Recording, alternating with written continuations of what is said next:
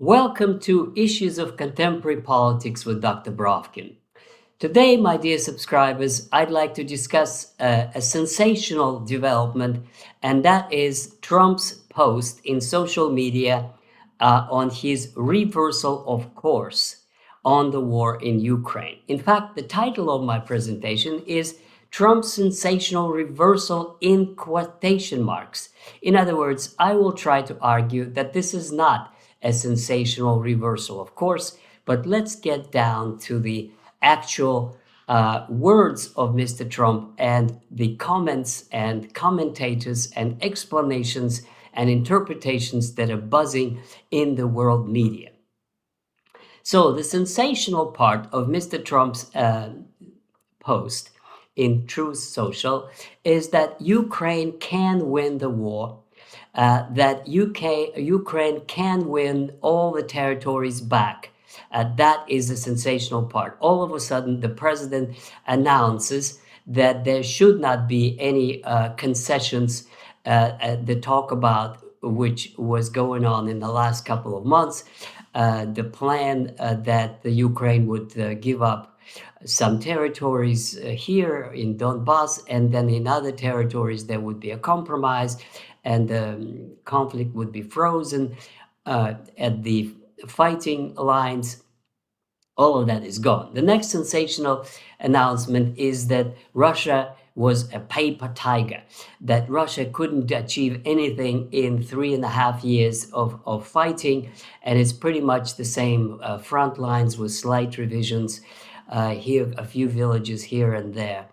And the next one is that the United States is willing to provide weapons to European Union, which is strong enough to do whatever they want. Now, there was some confusion as to NATO or European Union, but it's pretty much the same thing. US supplies the weapons, EU pays, NATO can do whatever they want. Now, the prevailing interpretations that I found is that it is a sensational reversal of policy. Now, many of the critics of President Trump said that this policy reversal is irresponsible, is reckless, and that Trump was a warmonger. I'm not going to name specific commentators. You can easily see most of them on YouTube, just as I can. The argument, though, is that this is a reckless warmongering. Another interpretation is that Trump got convinced by the opponents of Russia, by the hawks, by those who have been pushing him in the direction of supporting Ukraine, and that finally he got convinced that Ukraine must be supported. And there are plenty of these generals who speak at Fox News and Keith Kellogg and many others who've been staunch supporters of Ukraine, who've been saying all along that Russia cannot win, that Ukraine must be supported, that in fact Ukraine can win, etc., etc. Now, the critics, of course, are now saying that Trump was convinced by the hawks that Russia is losing and that Ukraine can win. So this is their argument. Some other people are saying that Trump believes the last man he spoke to, that he's easily influenced, that he's inconsistent, that he says one thing one day and another thing another day, another argument. So that's the position. This is the critique.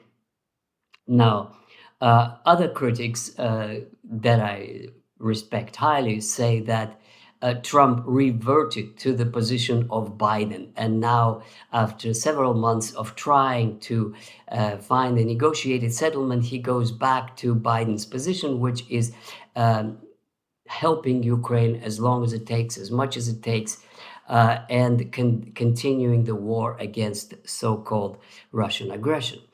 Now, all of these critics, of course, do agree that there is a tremendous jubilation in the camp of Mr. Zelensky and of his European backers. Zelensky appeared right after his interview with Trump at the United Nations very, very happy, smug and smiling, and complimenting Trump on his genius and his presence and his this and that, that he himself is the big difference. In other words, Zelensky got what he wanted, which is that Trump uh, gives him go ahead to fight Russia and win back all the territories that Ukraine lost in the course of this war.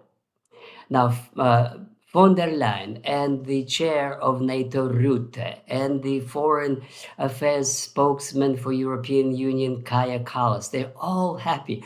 They're all happy and smiling. They finally convinced Trump that Ukraine must fight and must win. But there's a big problem with that. And this is where my interpretation is different from others. I think that all of those are misleading, that are not correct, and that in fact there is not only no reversal of Trump's policy, but my argument here is that Trump showed remarkable consistency in his approach to the Russian-Ukraine war. And this is why. Now, first thing, of course, is that he's been saying, Trump was saying all along, this is not my war. I will walk away if both sides do not come to an agreement. These are his words. He's been repeating all along. So now he is walking away. Now he says to the EU, if you want to fight Russia, go ahead. We will sell you weapons. Ukraine may fight. You pay for the weapons. They fight. That's just fine, but we are not a part of it. So this is a very important ingredient in Trump's message. He does not commit US forces. He does not commit US direct free help for Ukrainian's regime, for Zelensky to continue the war. He basically says, Europe, if you want it, go ahead. Now, my other argument, next argument, is that he's been consistently saying this all along. In fact, his entire approach has been very, very critical, if not to say condescending and outright unfriendly, not to put it in harsher terms, to the European Union. He has consistently regarded them as loafers who take advantage of the United States. So he started out from the very beginning of his administration by demanding that NATO must increase its spending by 5%. Now, the whole thing, of course, is that they cannot do it. I mean, specialists, economists have all showed that this is impossible. So what did they do, the Europeans? They decided to say, yes, daddy, as Rutte put it, and to kick it out to 10 years. So they agreed to increase spending by 5%, but by 2035. Now, by 2035, Trump is definitely not going to be in office. And who is going to be out there to check if they did it or not? Moreover, some countries flatly refused, such as Spain, and other countries decided that they're going to put their regular development infrastructure plans as if it is for NATO infrastructure to try to come across as if they agreed to Trump's 5% demand of increase. The second thing is that European Union and Britain, in the so-called coalition of the willing, came up and pushed and pushed and pushed for several months this year, 2025, for Trump to agree to support the coalition of the willing. And as Starmer put it in this kind of a grandiose British Empire ways, on the land and in the air and in the sea, the coalition is going to force Russia to comply, etc., etc., on one condition: the United States had to back this so-called peacekeeping force on the ground and the air and in the sea. So the plan was very simple: to send a fighting force to scare Russia that all of NATO will be backing it up into Ukraine as supposed peacekeepers after forcing Russia to accept a ceasefire and then use the United States, and it's a very important point, use the United States to scare Putin into compliance.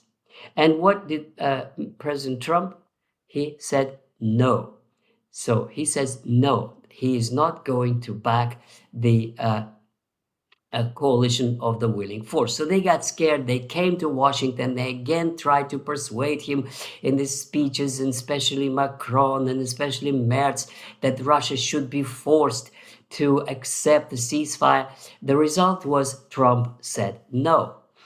Uh, and finally, in the last few weeks, we have been moving to a situation when Zelensky was beginning to say that difficult decisions must be made. He was beginning to say that he might have to agree to some kind of a compromise.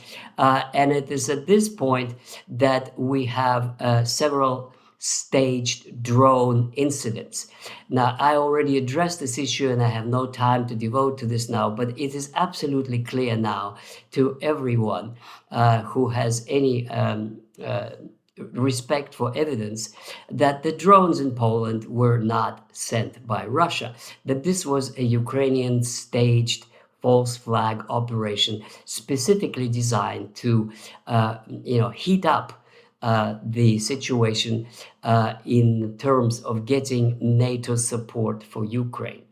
Now, even more difficult to prove that Russia violated Estonian space. In fact, it has been already proven the opposite. Russian airplanes did not violate Estonian space, but it was, heated up and made into a big deal by the generals who speak at Fox News that Russia must be stopped, Russian aggression wouldn't go unpunished, that Russia should shoot down airplanes, etc. It is in this context that President Trump announces his so-called reversal. Now, basically, I think what pushed Trump into this response is that he received a snub from the EU and from UK in the voting on Palestine. The same day that he was wined and dined and see the king and all this pompous affair in London, actually what happened is that Britain recognized Palestine. And one could see that Trump was visibly upset, that he was very, very upset that UK and then France and then Macron sitting together with Crown Prince of Saudi Arabia, leading the debate in the United Nations, recognizing Palestine, and it is United States virtually alone, backed by, such a big deal, Estonia, Latvia, and Lithuania. These countries that want the US to be used in their fight against Russia. So they are the only ones who backed the United States. The whole world saw United States isolated in its refusal to recognize a Palestinian state and continuing to insist on Israeli position. So I think that Trump felt betrayed by the European Union, and his response is, well, you do it. In this, I see a complete consistency and his real walking away from this conflict. And finally, last word about the effect of that would have on Zelensky. I think, in fact, it was a disservice to Zelensky because now Zelensky is compelled to continue the fight. He has no longer an option to walk away because everybody, all these nationalist commanders of detachments in the Bandera detachments in the army that he does not control, now they would say, look, even President Trump confirms and supports our fighting to the very last inch of Ukrainian territory. In other words, by this declaration, Trump destroyed any opportunity for Zelensky to conclude any peace deal because he would now be pushed by the nationalists. In other words, Trump actually forced Zelensky to fight to the bitter end. And finally, my conclusion, I think Trump knows Russia is not a paper tiger. I think the Pentagon specialists, and there are some that know exactly what Russian military capabilities are, tell him that this is, of course, not true. So if that is the case, then his pushing Zelensky to fight on is in fact, in a way, he's pushing him to fight on and to be defeated. Trump's walking away actually shows that he knows that NATO is a paper tiger. EU has no army, no money, no public support, and no weapons in order to continue what they want, escalate conflict with Russia. So from that perspective, my dear friends, I think Trump is remarkably consistent, and he is walking away, which is a smart move. Thank you.